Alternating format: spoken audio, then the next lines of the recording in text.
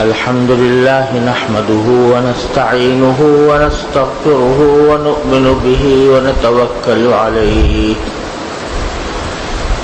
ونعوذ بالله من شرور أنفسنا ومن سيئات أعمالنا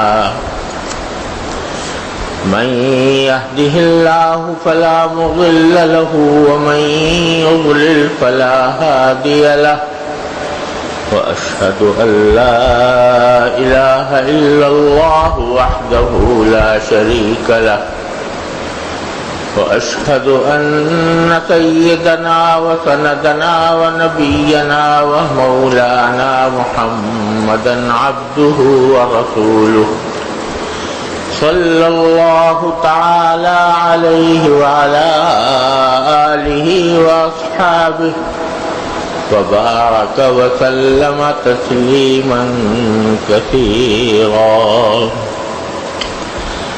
أما بعد اللہ تبارک و تعالیٰ نے اپنے فضل و کرم سے اپنے رحمت سے ہمیں اپنی زندگی میں ایک اور رمضان عطا فرمایا۔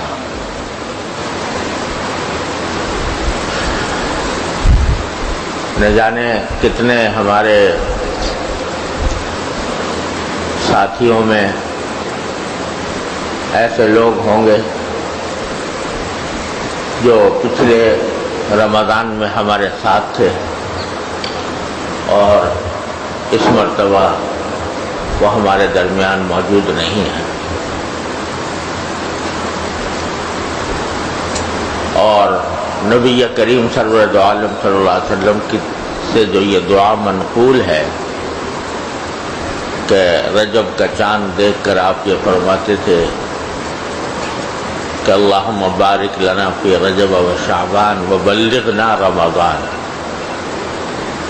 کہ ہمیں رمضان کے مہینے تک پہنچا دیجیے۔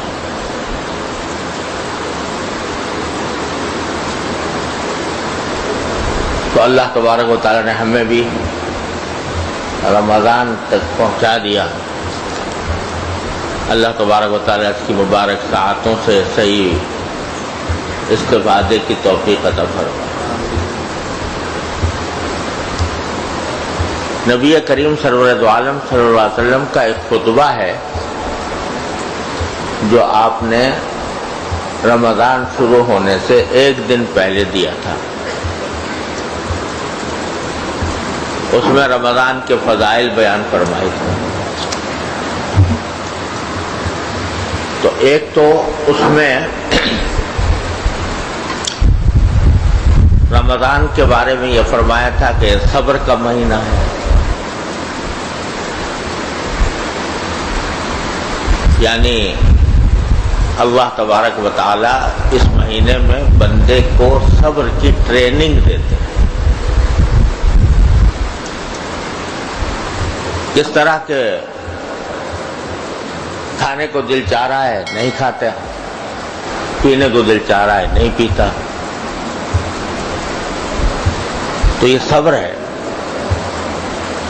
گرمی لگی ہوئی ہے، پیاس لگی ہوئی ہے، گھر میں پانی موجود ہے، ٹھنڈا موجود ہے، دل چاہ رہا ہے، لیکن آدمی اپنے آپ کو روکے ہوئے ہے۔ کس کے لیے؟ اللہ جل جلالہ کے حکم کی وجہ سے۔ تو صبر کی ٹریننگ کمائی۔ اور مجھے یاد پڑتا ہے کہ ایک رمضان میں میں نے اس کے شہر صبر ہونے پر ہی ایک کافی تفصیل کے ساتھ بیانات کیے تھے کہ یہ ہمیں تربیت دی جا رہی ہے اس بات کی کہ جس طرح تم کھانے پینے سے اللہ کے حکم کی وجہ سے رک رہے ہو، اسی طرح جب گناہ کی خواہش پیدا ہو، گناہ کا داعیہ پیدا ہو، تو اسی طرح اپنے آپ کو روکو جیسے کہ تم روزے کے وقت میں اپنے آپ کو کھانے پینے سے روک رہے تھے۔ یہ صبر کی تربیت اللہ تبارک و تعالیٰ دے رہے ہیں۔ دوسری بات جو فرمائی تھی وہ یہ تھی کہ یہ شہر المواسات ہے، یعنی یہ ایک دوسرے کی ہمدردی کا مہینہ ہے۔ مسلمانوں کو چاہیے کہ اس مہینے کے اندر ہمدردی کا معاملہ کریں، نرمی کا معاملہ کریں، تحمل کا معاملہ کریں، سختی نہ کریں، کسی سے لڑیں جھگڑے نہیں۔ یہ ساری باتیں مواسات کے اندر آتی ہے۔ آپ نے یہاں تک فرما دیا کہ اگر کوئی شخص تم سے جھگڑنا بھی چاہے اور کوئی بد کلامی بھی کرنا چاہے تم سے، تو کہہ دو کہ بھائی معاف کرنا، میرا روزہ ہے، میں تمہارے اس کام کا جواب دے نہیں سکتا، تمہاری اس بات کا جواب نہیں دے سکتا۔ تو مواسات کا مہینہ ہے، تحمل کا مہینہ ہے، بردباری کا مہینہ ہے، لڑائی جھگڑے سے بچنے کا مہینہ ہے۔ یہ بھی فرمایا تھا اسی خطبے کے اندر۔ اور پھر روزے کے فضائل بھی بیان فرمائے تھے کہ روزہ جو ہے اللہ تبارک و تعالیٰ فرماتے ہیں کہ روزے دار کے منہ میں جو بو پیدا ہوتی ہے وہ اللہ تبارک و تعالیٰ کے ہاں مشک سے بھی زیادہ بہتر ہے، پسندیدہ ہے۔ اور یہ بھی بیان فرمایا تھا کہ اللہ تبارک و تعالیٰ اس مہینے کے اندر ہر عبادت کا اجر بہت زیادہ بڑھا دیتے ہیں۔ فرض نماز پڑھو تو 70 گنا ثواب ملتا ہے، نفل ادا کرو تو فرض کے برابر ثواب ملتا ہے۔ یہ ساری یہ ترغیب اس بات کی دی جا رہی ہے کہ مہینے کو زیادہ سے زیادہ اللہ تبارک و تعالیٰ کی طرف رجوع اور اس کی عبادت میں خرچ کرو۔ پھر یہ بھی فرمایا تھا اسی خطبے میں کہ اللہ تعالیٰ کا منادی ہر رات آواز لگاتا ہے، یا باغی الخیر اقبل و یا باغی الشر اقصر، کہ اے خیر کے طلبگار جو خیر مانگنا چاہتا ہے مجھ سے، میرے سامنے آ جا۔ میرے سامنے آنے کا کیا معنی کہ مجھ سے وہ خیر جو مانگنا جو وہ خیر چاہ رہے ہو وہ مجھ سے مانگ لو آ کر۔ یا باغی الخیر اقبل، اور یا باغی الشر اقصر، اور جو شر مانگنا چاہتا ہے وہ پیچھے ہٹ جائے۔ تو کیا مانا کہ باری تعالیٰ ہر رات باری تعالیٰ کی طرف سے ایک منادی آواز لگاتا ہے کہ اے خیر کے طلبگار سامنے آ جا۔ سامنے آنے کیا مانا؟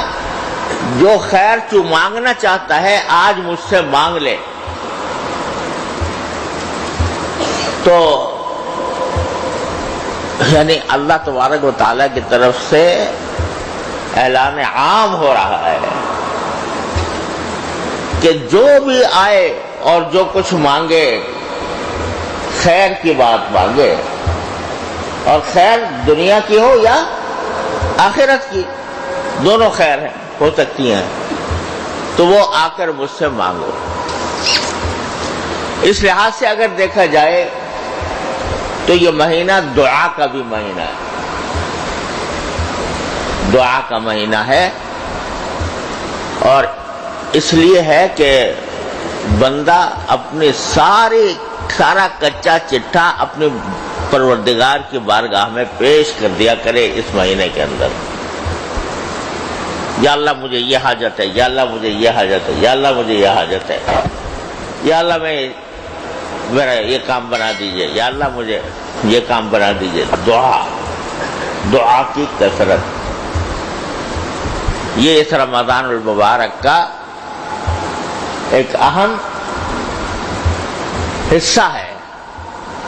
لہذا اگر یہ کہا جائے کہ جس طرح یہ مہینہ صبر کا ہے، یہ مہینہ مواسات کا ہے، ہمدردی غمخواری کا ہے، یہ مہینہ اللہ تبارک و تعالیٰ کی عبادت کا ہے،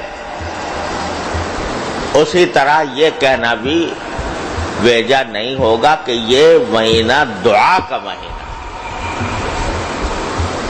دعا کا مہینہ.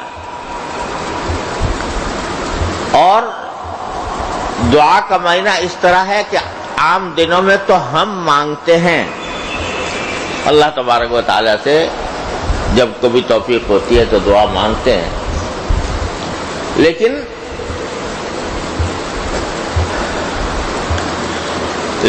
اس مہینے کے اندر اللہ جل جلالہ دعوت دے کر منگوا رہے ہیں کہ آؤ اور مانگو، آؤ اور مانگو. کیا مانا کہ اگر کسی کوئی آدمی اپنے دروازے پہ کھڑا ہو کے کسی نادار فقیر کو بلائے، آ بھائی آ،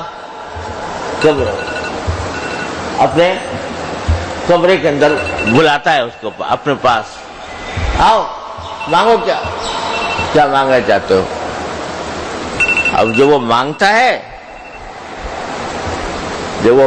ہے کہتے جاؤ اپنا راستہ لو. کوئی شریف آدمی کرے گا کہ ایک کسی کو دعوت دے کر بلائے کہ آؤ، اور پھر جب وہ مانگ لے تو اس کو رخصت کر دے کچھ دیے بغیر؟ جب ایک معمولی شریف انسان یہ کام نہیں کر سکتا تو وہ رب العالمین، وہ احکم الحاکمین، وہ ارحم الراحمین، وہ غیاث المستغیثین، وہ یہ کیسے کر سکتا ہے کہ بلائے اور رد کرے؟ لہذا یہ مہینہ اس لحاظ سے دعا کا بھی مہینہ ہے، اور دعا بڑی عجیب چیز ہے. یہ دعا جو ہے بڑی ہی عجیب چیز ہے. جتنا اللہ تبارک و تعالیٰ سے مانگو اتنا ہی میرا مالک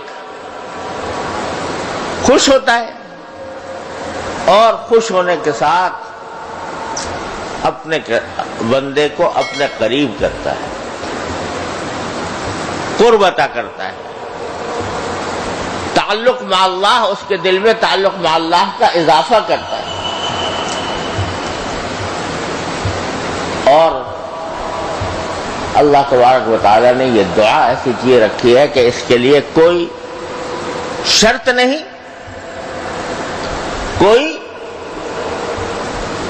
کوئی خاص طریقہ مقرر نہیں. آدمی وضو سے ہونا بھی کوئی ضروری نہیں، بے وضو، یہاں تک کہ اگر حالت جنابت میں بھی ہو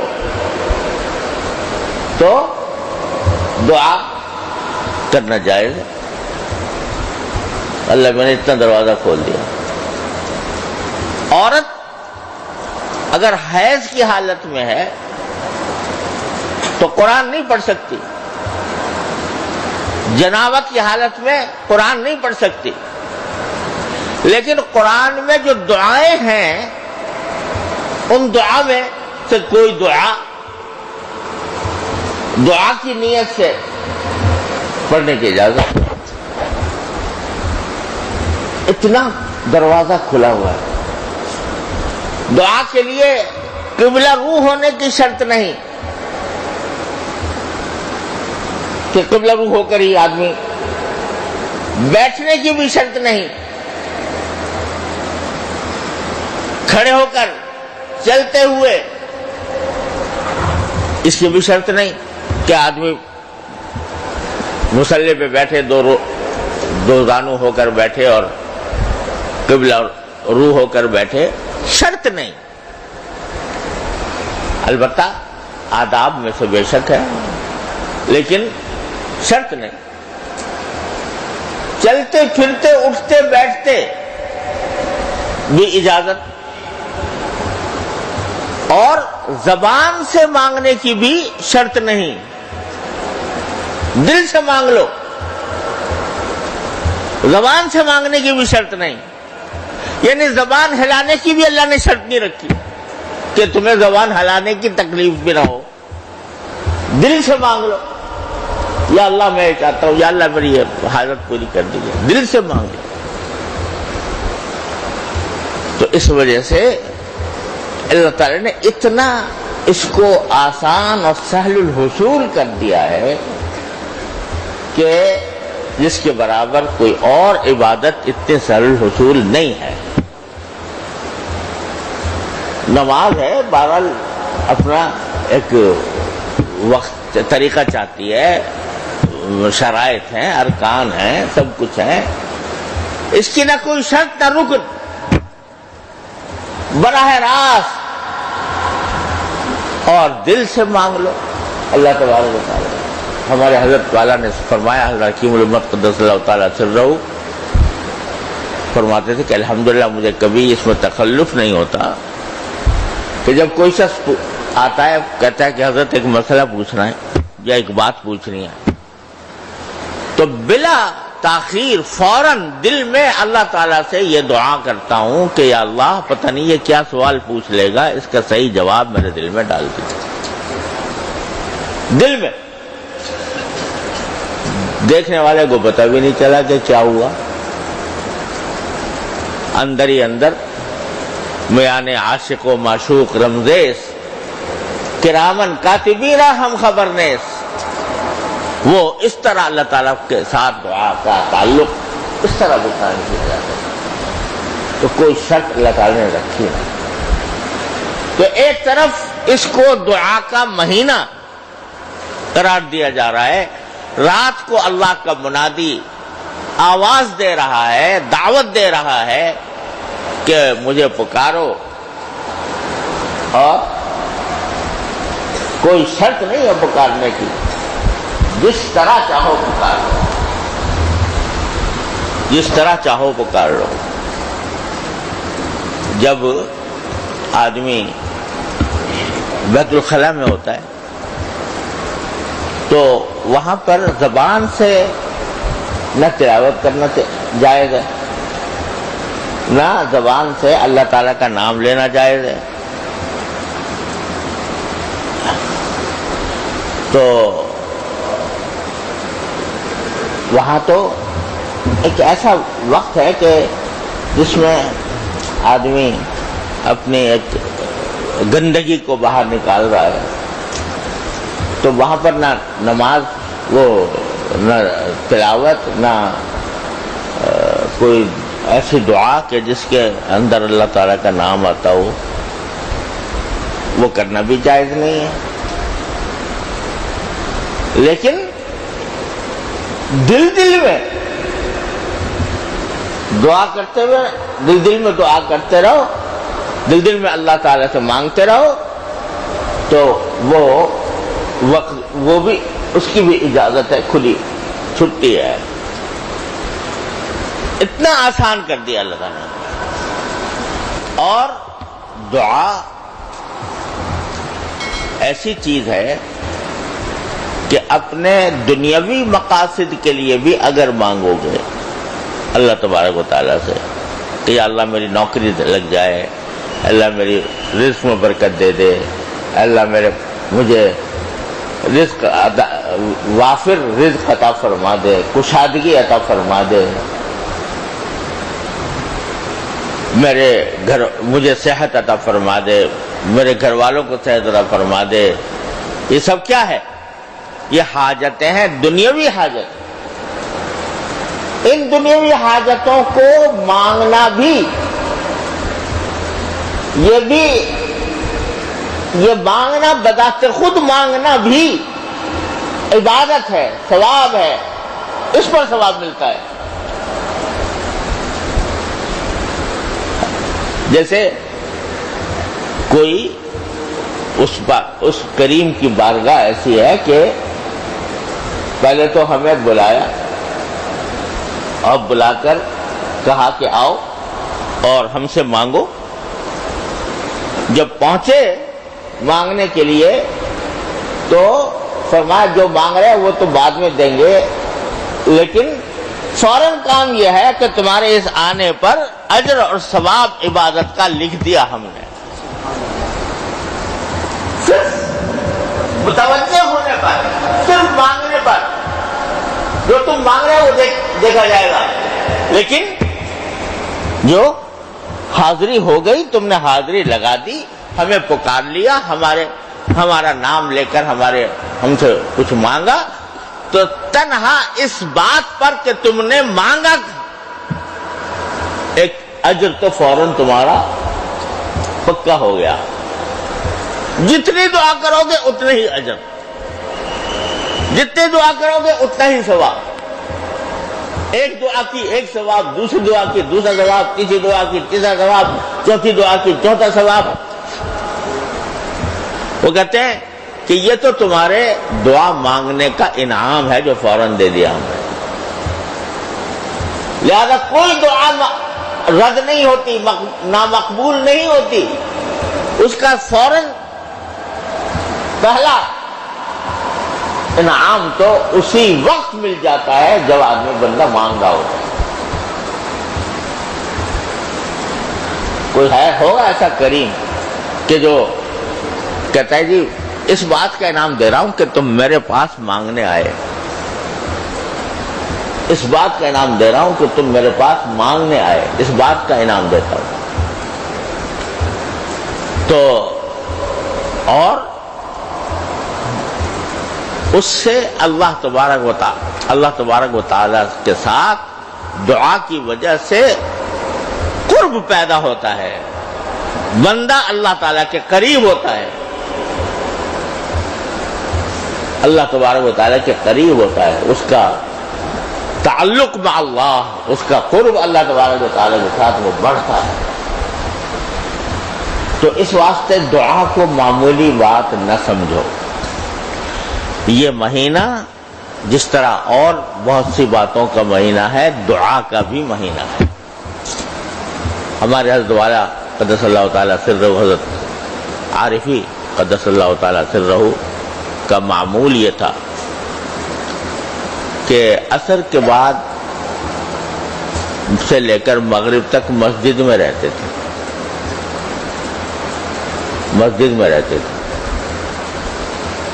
اور مسجد میں اپنے جو کچھ تھوڑے بہت معمولات رہ گئے ہوں، رات میں جو پورے نہیں ہو سکے، تلاوت ہے، ذکر ہے، تسبیح ہے، کچھ دیر تو وہ کر لیتے تھے.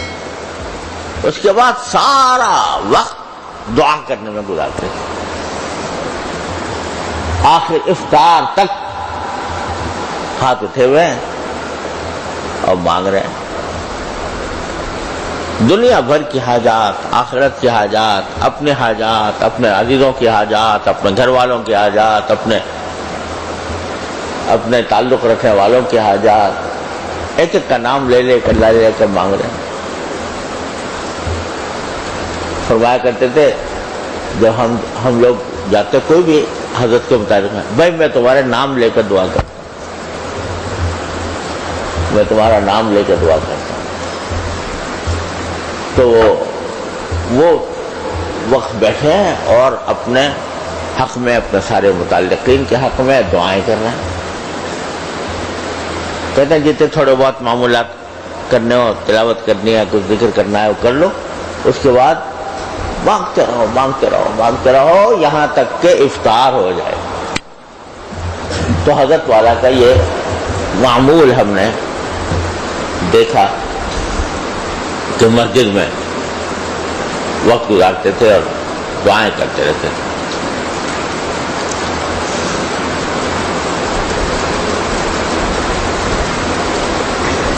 تو ایک مرتبہ میں نے عرض کیا حضرت سے کہ حضرت ہم نے بھی آپ کی سنت پر عمل کرنے کی کوشش کی، لیکن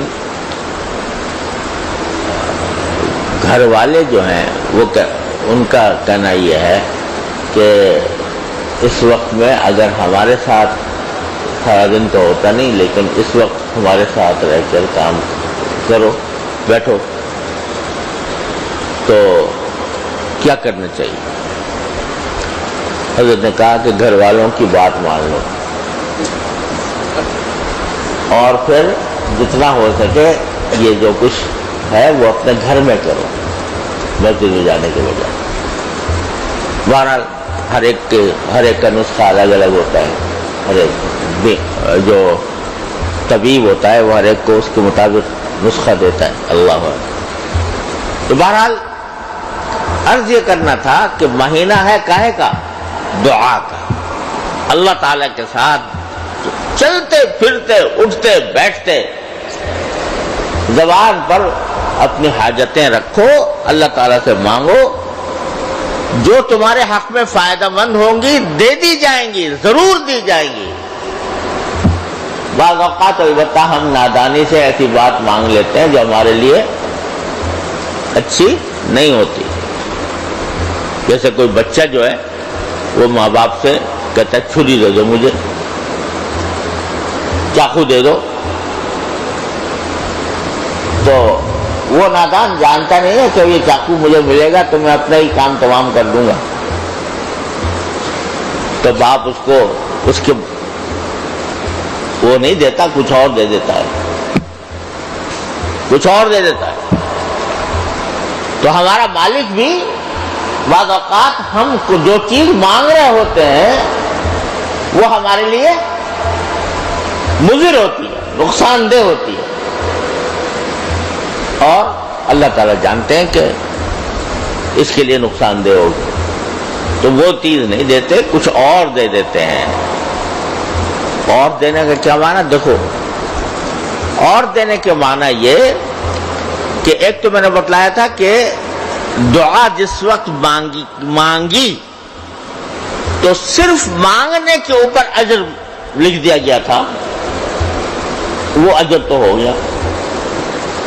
اب اگر کوئی چیز ہم جیسے نادان اپنے لیے مانگ رہے ہیں اور کم از کم اس وقت وہ ہمارے لیے مناسب نہیں ہے، اللہ تعالیٰ جانتے ہیں اپنے علم ازلی کے ذریعے کہ یہ اس کے لیے مناسب نہیں ہے، تو وہ اس کو اس وقت نہیں دیں گے، لیکن اس کے بدلے کچھ اور دیں گے۔ یہ جو کچھ اور ہے یہ اجر اضافی ہے، دعا کا اجر اضافی ہے۔ کیا ہوگا کہ میرا مالک یہ کہتا ہے کہ میرا بندہ مجھ سے ایک فضول چیز مانگ رہا تھا جو اس کے لیے نہ مناسب تھی، مضر تھی، وہ مانگ رہا تھا، میں نے اس کو وہ نہیں دی، دوسری چیز دوں گا،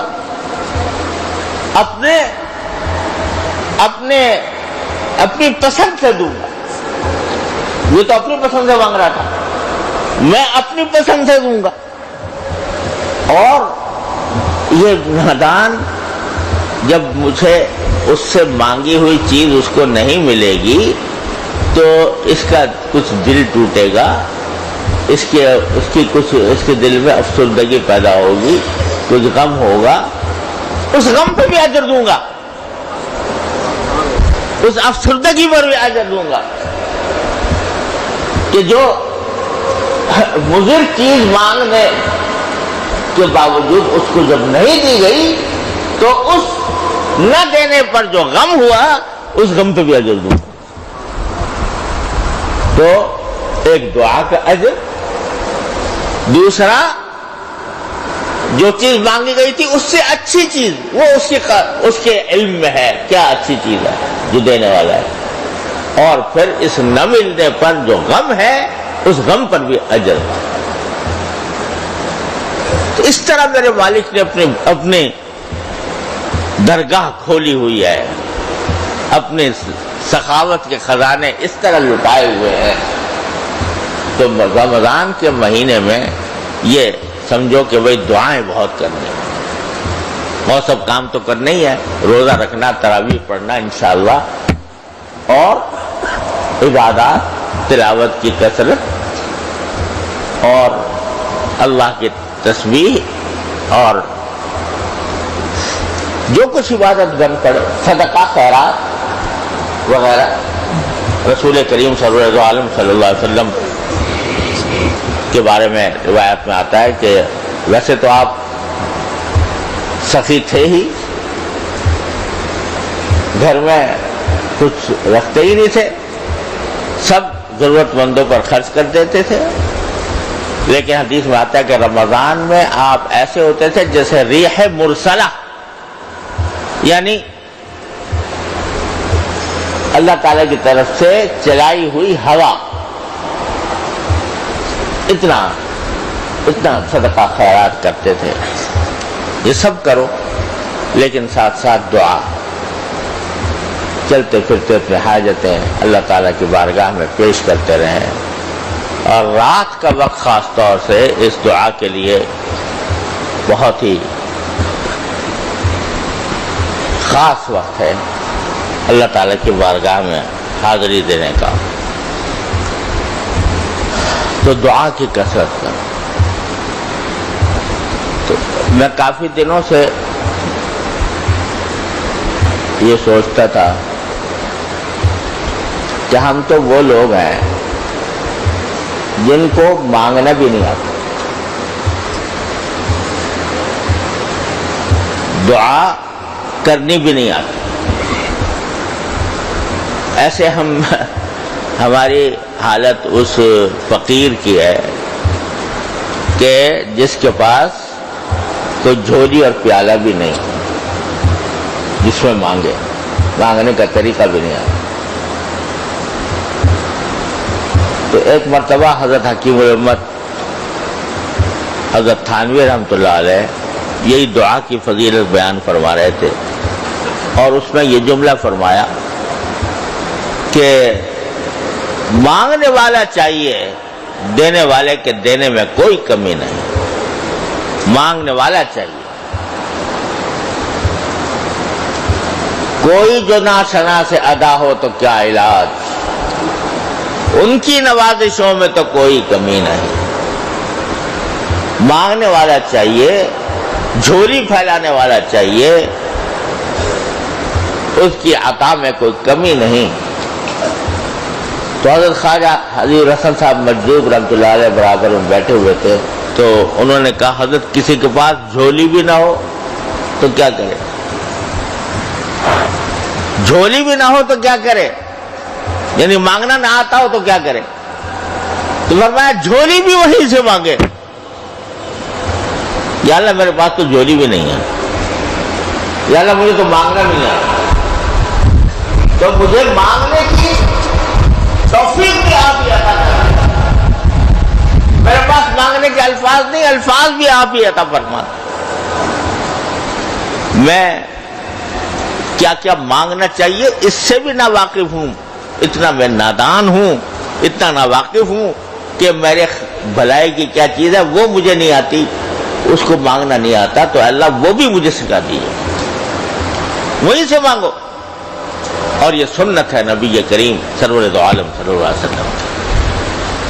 کیا فرمایا؟ اللہم انی اسألک خیر المسئلہ وخیر الدعاء وخیر الاجابہ۔ اے اللہ میں آپ سے اچھی دعا مانگنے کی توفیق چاہتا ہوں، اچھی دعا مانگنے کی، اچھی دعا مانگنے کی۔ اب حضور سے زیادہ اچھی دعا کون مانگ رہے؟ لیکن فرمایا اللہم انی اسألک خیر المسئلہ، میں آپ سے اچھی باتیں مانگنے، سوال کرنے کی توفیق چاہتا ہوں، وخیر الدعاء، اور اچھی دعا کرنے کی توفیق چاہتا ہوں، وخیر الاجابہ، اور دعا کی اچھی قبولیت آپ سے مانگتا ہوں۔ تو جس کو دعا کرنی نہیں آتی وہ بھی اللہ میاں سے مانگے، یا اللہ مجھے تو دعا کرنی آتی نہیں، تو آپ ہی تو فرما دیجیے۔ ہمارے حضرت والا حضرت عارف قدس اللہ تعالی سرہ فرمانے لگے کہ ایک مرتبہ میں بیت اللہ شریف کے بالکل قریب بیٹھا ہوا تھا۔ اس زمانے میں بیت اللہ شریف جو ہے وہ اتنا رش نہیں ہوتا تھا۔ ہم نے بھی ایسے وقت گزارے ہیں کہ ہر چکر میں حجر اسود کا بوسہ مل جایا کرتا تھا، 25-30 آدمی بس طواف کر رہے ہیں، اور اس میں تو حتیم میں اکیلا بیٹھا ہے آدمی میزاب رحمت کے نیچے۔ تو حضرت بھی کسی صورت میں تھے کہ جو خاص طور پر مقبولیت کی جگہ ہوتی ہیں ان میں سے کہیں مجھے یاد نہیں رہا کس جگہ، وہاں تشریف فرماتے اور ہاتھ اٹھائے۔ اب حضرت کہتے ہیں کہ میں نے ہاتھ تو اٹھا لیا، دعا سمجھ میں نہیں آ رہی کیا کروں۔ جتنی دعائیں جب مجلس ختم ہوتی تھی حضرت والا کی تو آخر میں حضرت دعا کیا کرتے تھے، 10-15 منٹ کی دعا ہوتی تھی، اور ساری تو بھائی اب کے اثر جب میری مجلس ہوئی تھی اس میں کیا دعا کی تھی یہ بھی یاد نہیں آ رہا، اب کیا کروں یہ بھی یاد نہیں آ رہا۔ کچھ ادعیہ معصورہ یاد کرنے کی کوشش کر رہا ہوں وہ بھی یاد نہیں آ رہا، جو حاجتیں اپنی یاد کرنے کی کوشش کر رہا ہوں وہ بھی یاد نہیں آ رہی، ہاتھ پھیلے ہوئے۔ تو اتنا مجھے وہ ہوا کہ یا اللہ آپ نے ایسی اجابت مقبولیت کی جگہ آپ نے مجھے بلایا اور اس کی توفیق عطا فرمائی۔ ہاتھ بھی میں نے اٹھا لیا اور میں اتنا کہ دعا ہی کو سمجھ میں نہیں آ رہی کیا کروں کیا نہ کروں۔ تو فرماتے ہیں کہ کچھ ایسا محسوس ہوا جیسے کہا جا رہا ہو کہ تو کیا مانگے گا، تو کیا مانگے گا، یہ تو نے جو ہاتھ اپنے سامنے پھیلائے ہوئے ہیں ہمارے سامنے، یہ ہاتھ جو ہیں یہ ساری حاجتوں کے نمائندے ہیں، یہ ساری حاجتوں کے نمائندے ہیں۔ تو زبان سے کیا مانگے، تجھے مانگنا بھی آئے کہ نہ آئے، لیکن تیرے ہاتھ ہماری طرف پھیلے ہوئے ہیں تو یہ ہاتھ ہی ساری حاجتوں کے نمائندے ہیں، ساری کائنات ان ہاتھوں کے نیچے ہے، کیونکہ یہ ہاتھ ہماری طرف تو نے اٹھائے ہوئے ہیں۔ تو بعض اوقات بے زبانی کی بھی ایک زبان ہوتی ہے، بے زبانی کی بھی ایک زبان ہے کہ زبان سے تو آدمی کچھ نہیں کہہ رہا، لیکن اس کی جو مجموعی حالت ہے، اس کا جو سراپا ہے، وہ خود بذات خود دعا کی نمائندگی کر رہا ہوتا ہے۔ ایسے مواقع پر بعض اوقات آدمی کی سٹی گم ہو جاتی، وہ کچھ کہہ نہیں سکتا، لیکن یہ بے زبانی بذات خود ایک زبان ہے۔ اللہ تبارک و تعالیٰ کی بارگاہ میں خود ایک زبان ہے۔ جب کسی ایسی صورتحال سے دو چار ہو تو اللہ تعالیٰ اللہ تبارک و تعالیٰ ہماری انکہی باتوں کو بھی سن لیتے ہیں، انکہی باتیں جو زبان سے کہیں بھی نہیں وہ بھی سن لیتے ہیں۔ من نبود تقاضا ہم نبود، من نبود تقاضا ہم نبود، لطف او نا گفتہ امامی سنو۔ سبحان اللہ۔ مولانا رومی فرماتے ہیں کہ ہم بھی نہیں تھے، من نبود تقاضا ہم نبود، ہم بھی نہیں تھے اور تقاضا بھی کوئی نہیں تھا ہماری طرف سے، لیکن لطف او نا گفتہ مامی سنو، اس کے لطف و کرم نے ہماری انکہی باتیں بھی سن لی، انکہی باتیں، لطف او نا گفتہ مامی سنو۔ انسان کے اوپر ایسی حالتیں طاری ہوتی ہیں، ہم پر پتہ نہیں، وہاں کعبہ شریف جا کے پتہ نہیں کتنی مرتبہ کہ حیران پریشان، ہاتھ اٹھے ہوئے اور زبان سے کچھ نکل نہیں رہا، ہاتھ ہی اٹھا رکھتے ہیں، کیونکہ وہاں جا کر اس کے جو برستے ہوئے انوار ہیں ان میں آدمی جا کر اپنی سیاکاری، اپنی ناکارگی، اس کا جب احساس کرتا ہے تو کچھ متحیر ہو جاتا ہے، کچھ پریشان ہو جاتا ہے، الفاظ زبان سے نکلتے بھی نہیں۔ وہ حالت بھی میرے مالک کو بہت پسند ہے، بے زبانی کی زبان بھی اللہ تعالیٰ کو بہت پسند ہے، اور یہ بھی اللہ تبارک و تعالیٰ کی طرف سے ہوتا ہے۔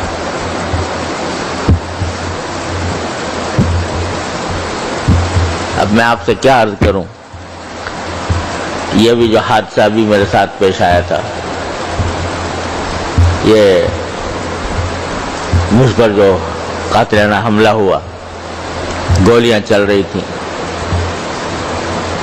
تو میری اہلیہ تو وہ پڑھنے لگی، ان کو یاد آ گیا، وہ جعلنا من بین ایدیہم سدا ومن خلفہم سدا فاغشیناہم فہم لا یبصرون۔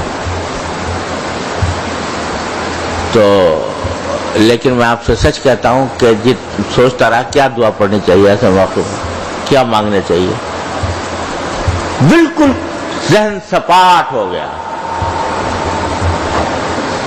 الحمدللہ عام حالات میں کچھ نہ کچھ توفیق ہوتی رہتی ہے دعا کرنے کی، دل ہی دل میں۔ اس وقت ذہن ہی سپاٹ ہو گیا، کوئی گھبراہٹ بھی نہیں، کوئی پریشانی بھی نہیں، کوئی یعنی ایک غیر معمولی فضا بھی نہیں، لیکن ذہن سپاٹ۔ کیا پڑھنا چاہیے، کیا مانگنا چاہیے، کچھ نہیں، سپاٹ ذہن۔ تو لیکن وہ لطف او ما نا گفتہ ما میں سنو، ما نبود مو تقاضا ما نبود، لطف او نا گفتہ ما میں سنو، اس نے ہماری انکہی باتیں بھی سن لی میرے مالک۔ تو بھائی میرا مالک جو ہے وہ دعا کو بہت پسند کرتا ہے، اور یہ رمضان کا مہینہ خاص طور سے دعا کا ہے۔ دعا کرنی ہمیں آتی نہیں تو وہ بھی اللہ تعالیٰ سے مانگنی چاہیے، اللہ تعالیٰ ہمیں توفیق۔ اور چونکہ ہمیں آتی نہیں دعا مانگنا، چونکہ ہمیں آتا نہیں، کیا مانگے کیا نہ مانگے اس کی بھی تمیز نہیں، تو قربان جائیے نبی کریم سرور دو عالم صلی اللہ علیہ وسلم کہ آپ نے سکھا دیا۔ اچھا تمہیں نہیں آتا، چلو میں بتا دیتا ہوں، اور ایسی ایسی دعائیں سکھا دیں، ایسی ایسی دعائیں بتا دیں کہ جن میں دنیا آخرت سب کی کامیابیاں مضمر ہیں۔ وہ دعائیں جو پیغمبر ہی مانگ سکتا ہے، وہ دعائیں بھی ما ينطق عن الهوى ان هو الا وحی یوحى، تو مجھے تو یہی لگتا ہے کہ وہ وحی کے ذریعے سکھائی گئی نبی کریم صلی اللہ علیہ وسلم کبھی مانگی. تو اگر دعا اللہ تعالیٰ کی نے قرآن میں جو دعائیں آئیں وہ، اور جو نبی کریم صلی اللہ علیہ وسلم نے مانگی وہ، دونوں اللہ نے سکھائی ہے نا. تو اللہ تبارک و تعالیٰ نے درخواست کا مضمون خود مقرر مدون فرما دیا. ارے تم کیا درخواست کرو گے، تم کیا مانگو گے، ہم ہی بتا دیتے ہیں کیا مانگو. قرآن میں بتا دیا اور رسول کریم صلی اللہ علیہ وسلم کی دعاؤں میں بتا دیا، جس کو ادعیہ ماثورہ ہے. لہذا یہ دعاؤں کے جو مجموعے ہیں نا ہمارے ہاں مشہور ہے، الحزب الاعظم ہے، سب سے زیادہ جامع تو ہے حسن حسین، اور پھر الحزب الاعظم، اور اس سے بھی مختصر کر دیا ہمارے حضرت حکیم الامت قدس اللہ تعالیٰ سرہ نے مناجات مقبول. اس میں وہی دعائیں جمع کی ہیں جو نبی کریم صلی اللہ علیہ وسلم نے مانگی. تو کیا کیا مانگ لیا حضور اقدس صلی اللہ علیہ وسلم نے، اس کی عظمت ہمیں معلوم ہی نہیں.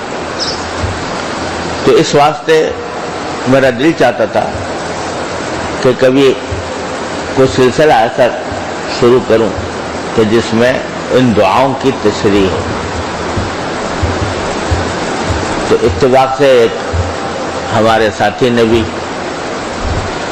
یہ فرمائش کی کہ اب کے رمضان کے بیانات میں مناجات مقبول کی تشریح کریں. تشریح تو میں کیا کروں گا، لیکن اللہ تبارک و تعالیٰ جو کچھ دل میں ڈالے گا اس کی کوشش کروں گا انشاءاللہ، تاکہ ان دعاؤں کی قدر ہو اور ان کے مانگنے کا جذبہ پیدا ہو. کس طرح باری تعالیٰ سے مانگا جاتا ہے وہ رسول کریم صلی اللہ علیہ وسلم نے سکھایا ہے. تو اللہ تعالیٰ کی توفیق سے ارادہ ہے انشاءاللہ کہ اگلے اتوار سے ایک سلسلہ شروع کریں گے. اللہ تبارک و تعالیٰ اپنے رحمت سے ہمیں مانگنے والا بنا،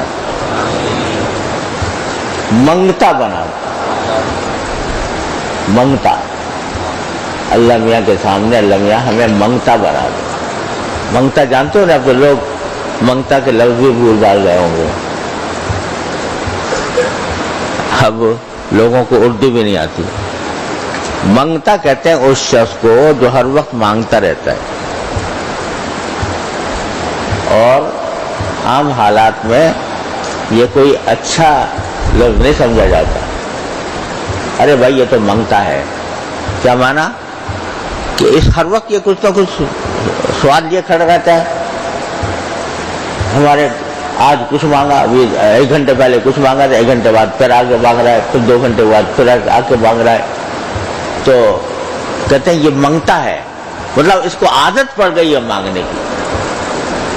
تو ایسے منگتے کو اچھا نہیں سمجھا جاتا دنیا میں کہ یہ ہر وقت مانگتا ہی رہتا ہے. کچھ بھی دے دو پھر آئے گا مانگنے، وہ دے دیا پھر آ جائے گا، پھر آ جائے گا. وہ مانگتا ہے، ہر ایک سے مانگتا پھرتا. تو یہ منگتا ہے. تو ویسے تو منگتا اچھی بات نہیں ہے دنیا کے اندر منگتا بن جانا، لیکن اس بارگاہ کے لیے منگتا بن جانا یہ بڑا اعزاز ہے، بڑا اعزاز ہے. اس بارگاہ سے منگ کے سامنے منگتا بن جانا یہ بہت بڑا اعزاز ہے. من لم یسأل اللہ یغضب علیہ، جو مانگتا نہیں اللہ سے اللہ اس پر ناراض ہوتا ہے. مانگتا کیوں نہیں؟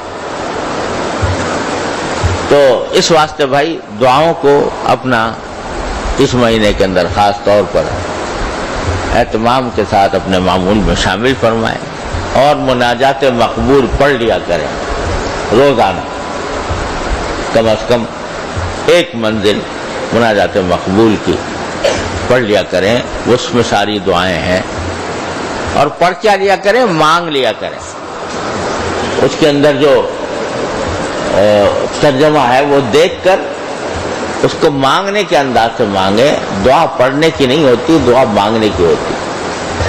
اللہ تبارک و تعالیٰ اپنے فضل و کرم سے ہم سب کی توفیق عطا فرمائے۔ اللہ تعالیٰ نے زندگی عطا فرمائی تو یہ سلسلہ کچھ دن چلے گا، معصور دعاؤں کی تھوڑی تشریح، اللہ تعالیٰ اپنی رحمت سے ہم سب کو توفیق عطا فرمائے۔ اللہم صلی علی سیدنا مولانا محمد وعلی آل سیدنا محمد کما صلیت علی ابراہیم وعلی آل ابراہیم انک حمید مجید۔ اللہم اہدنا وسددنا وقنا شرور انفسنا ربنا ظلمنا انفسنا وان لم تغفر لنا وترحمنا لنكونن من الخاسرین۔ ربنا آتنا فی الدنیا حسنہ وفی الآخرۃ حسنہ وقنا عذاب النار۔ ربنا اغفر لنا ذنوبنا وإسرافنا في أمرنا وثبت أقدامنا وانصرنا على القوم الكافرين۔ لا إله إلا أنت سبحانك أنت ولينا في الدنيا والآخرة، توفنا مسلمين وألحقنا بالصالحين۔ یا ارحم الراحمین، اپنے فضل و کرم سے رحمت سے ہمارے تمام گناہوں کو معاف فرما۔ اے اللہ ہمارے اعمال و اخلاق کی اصلاح فرما۔ یا اللہ ہمیں اپنے فضل و کرم سے اپنے بارگاہ کی طرف متوجہ ہونے کی توفیق عطا فرما۔ یا اللہ کثرت دعا کی توفیق عطا فرما، کثرت شکر کی توفیق عطا فرما۔ یا اللہ ہر طرح کی بھی ظاہری اور باطنی بیماریاں ہماری دور فرما دے۔ یا اللہ ہمارے تمام جائز مقاصد اپنے فضل و کرم سے پورے فرما۔ یا اللہ یا رحمان یا رحیم یا کریم، جن لوگوں نے ہم سے دعا کی فرمائش کی ہے اللہ ان سب کی دلی مرادوں کو پورا فرما، ان کے مقاصد حسنہ کو پورا فرما دے۔ یا اللہ ہم میں جو لوگ بیمار ہیں انہیں شفاء کامل و عاجل عطا فرما، جو تنگ دست ہیں ان کی تنگ دستی کو دور فرما، جو اور کی طرح پریشان ہے اپنی رحمت سے ان کی پریشانی کو رفع فرما دے۔ یا اللہ یا رحمان یا رحیم یا کریم، ہماری ساری حاجتیں اپنے فضل و کرم سے پوری فرما۔ یا اللہ ہمارے ملک میں ہمارے شہر میں امن و امان قائم فرما۔ یا اللہ اپنے ملک کی حفاظت فرما۔